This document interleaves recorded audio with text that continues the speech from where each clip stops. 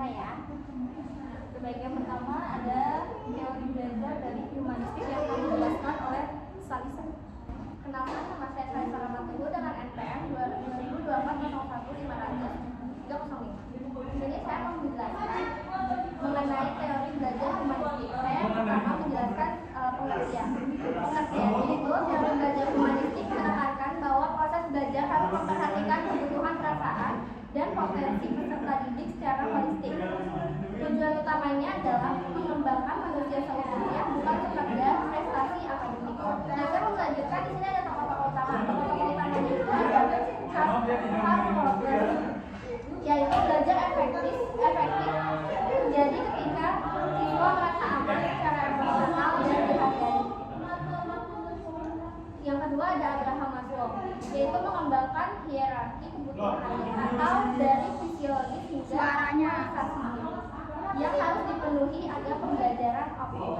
Nah, yang ketiga, ciri-ciri teori humanistik. Ada siswa sebagai pusat pembelajaran, yaitu student and center. Yang kedua, ada belajar adalah proses untuk mencapai aktualisasi diri. Yang ketiga, peran guru sebagai fasilitator, bukan otoritas tunggal. Yang keempat, menumbuhkan motivasi intrinsik. Yang kelima, lingkungan belajar yang mendukung secara emosional dan sosial. Terima kasih penjelasan dari saya, Salisa Rahmatullah, tentang penerapan dan tujuan serta contoh penerapannya. Saya sendiri, nama saya adalah Nurul Fatimida dengan nomor NPM 2024-01500320. Penerapan. Yang pertama ada membangun hubungan positif antara guru dan siswa. Yang kedua ada memberi ruang refleksi diri dan ekspresi emosi. Yang ketiga mendorong partisipasi aktif dan kebebasan dalam memilih. Yang keempat ada evaluasi lebih bersifat formatif dan deskriptif, bukan hanya angka. Dan yang terakhir ada menerapkan pendekatan experiential learning dan cooperative learning. Contoh penerapannya dalam kelas dunia konseling adalah guru BK menciptakan suasana nyaman, mendengarkan curhatan siswa tanpa menghakimi, dan memfasilitasi kegiatan pengembangan diri seperti self-discovery journal. Tujuannya adalah mengembangkan manusia sendiri atau aktualisasi diri. Dan contoh penerapannya sendiri tadi sudah dijelaskan. Lihat penjelasan dari saya.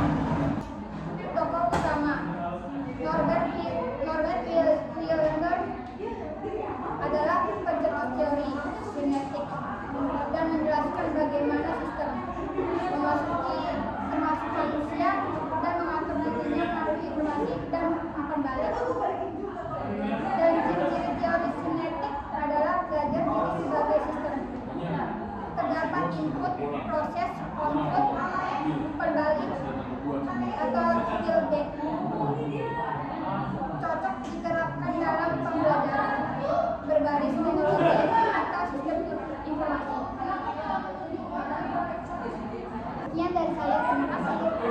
Selanjutnya saya akan menjelaskan tentang penerapan dalam pembelajaran dari teori belajar sibernetik. Sebelumnya saya dilamar Sekretari dengan NPM 2024-01500403.